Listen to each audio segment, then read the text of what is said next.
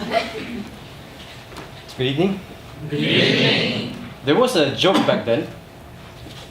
Oh, sorry. Can you make it full view?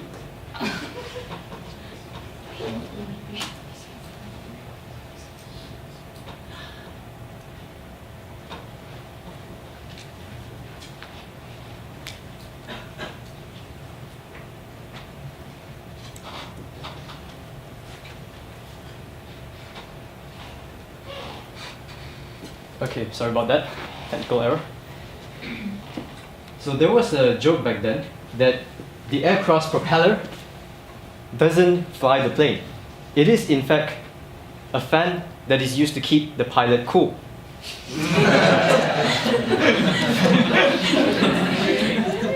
If it stops, you can actually see the pilot sweat. My fellow Toastmasters, welcome guests. When I first saw a plane, I was 7. I remember staring at one intently and watching it circle slowly around the runway, and it started racing down this road really fast. And then it took off, flew up, and then finally it disappeared from view. Back then, I didn't know what kind of magic I was looking at. But I turned to my dad and said, "Dad, you gotta give me one of these." My dad just smiled and said, "Yeah, that's a good idea, son. I'll get you one of those."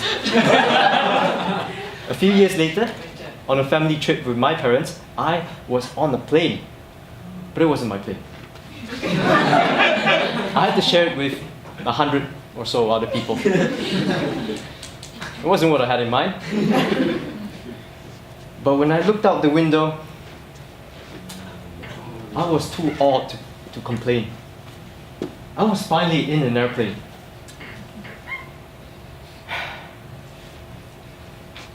Now, it wasn't the kind of magic carpet that I imagined when I was a wee lad. But now that I know more, I've come to recognize that the airplane represents the pinnacle of the modern era. Just like railways once connected the entire continents, air travel has connected the entire world. And even as we speak, right now, millions of people are swooping above our heads at blistering speeds, going across who knows where, across towards all corners of the world.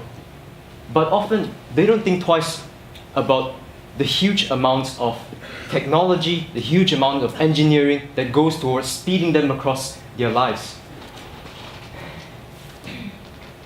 Now, the aviation world, the aviation industry, or airlining as we call it, has made huge strides and huge improvements in so short a time that, to understand this, to get a sense of this, you have to put this in perspective. It might help to compare it to some other mode of transportation that we as mankind used before. So let me move on.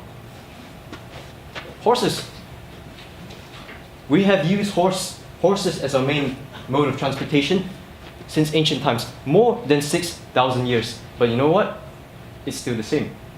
It still smells the same. And after so long, you think that, wow, at some point in time, after 1,000, 2,000 years, it might have airbags or something. But no, it's still the same. It doesn't indicate that burst of ingenuity that we have seen in airplanes or air travel now. Contrast this to airplanes. Within 100 years, this is where we have come. I want to elaborate on this because just by looking at the interior, the evidence speaks for itself.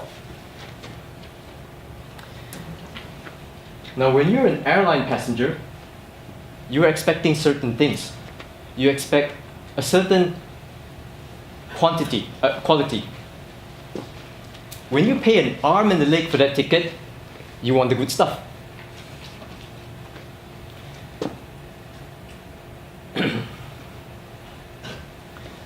Now, entire industries have risen just to cater to that need. Entire industries are just focusing on not making you bored in a metal tube. Because that's what it is, pressurized metal tube.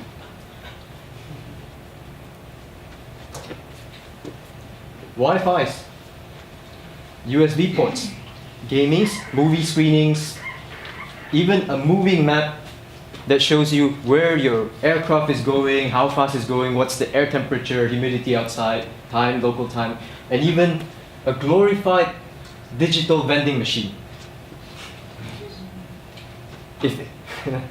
Now these things are there not because they're necessary for the aircraft to travel from point A to point B. These things have no point being in a moving plane, but just because of you, airlines have installed all these gizmos to the plane, just for your pleasure. And every passing year, they install more of these stuff to woo you. Let me put it another way, okay? If you were to board a flight, and I would give you a choice, you can only pick one. Would you have oxygen masks, or would you have Wi-Fi? I think I know which one you pick. Now, all these technology, all these in-flight entertainment, do we really need it? Yes, we do. We need it. We can't live without it. But if you have a fear of flying, does this outweigh it? I don't really know. I guess that depends on how much you've already been through. Now, I have a fear of flying myself. It's quite personal, but I'm going to share it with you anyway.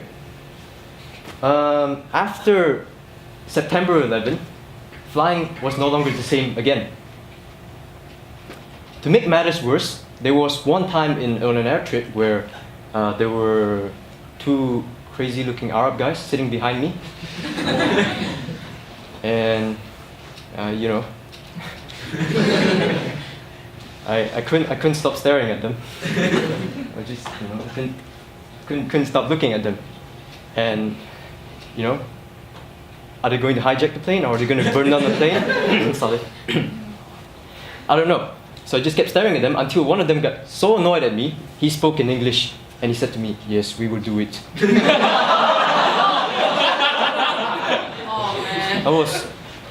I'm gonna die. I worried so much the entire flight that my insides started hurt. But in the end, nothing came of it. I'm just it was a prank on a poor scared guy. Very poor taste, I might add. Now, of course, it's no laughing matter, because misfortunes can and do happen on air trips. Accidents can happen, but unlike other accidents, when air tragedies happen, it is almost always very high profile. Okay? What happens then can shock the entire world, everyone around the world.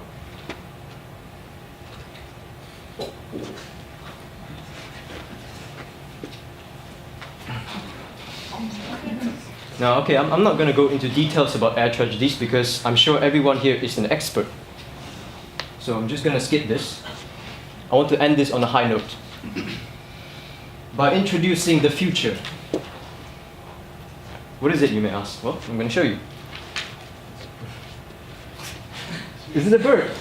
Is it a plane or a cockroach? Now, I know I'm not as sexy as a plane, but just look at me right now. I'm going to tell you that in 15 years, this thing is going to be parked outside the terminal, waiting just for you. It's called the Progress Eagle. 3 decks, capacity 800 persons. It has solar panels. It has hydrogen fuel cells. It can generate its own power, no carbon emissions, very, very smooth, very fast, very comfortable, and very cockroachy. Here's a slide showing you what it's up against modern generation airliners. But of course, no matter how far the boundaries of comfort and style, no matter how far the boundaries of technology and innovation is being pushed by this airline, there's one thing that just cannot, and will never go away. What is that? Jet lag. Thank you very much.